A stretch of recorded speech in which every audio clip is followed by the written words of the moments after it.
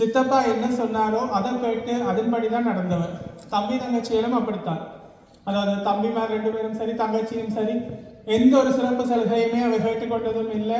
எப்படி சித்தப்பா சித்தி சொல்லிச்சினமோ அவைகளுக்கு கீழ்ப்படிஞ்சு வாழ்ந்தவன். அப்ப அவைகளுக்கான மரணம் அப்படின்றது ஒரு இயற்கையான ஒரு மரணம் இல்லை, அது ஒரு வீர மரணம். அதை நாங்கள் நினைவஞ்சலி அல்லது எங்கள் வீட்டுக்குள்ளேயே அதை செய்யக்கூடாது. சித்தப்பாவை நேசிச்ச அத்தனை மக்களோடையும் சேர்ந்து நாங்கள் செய்யணும்.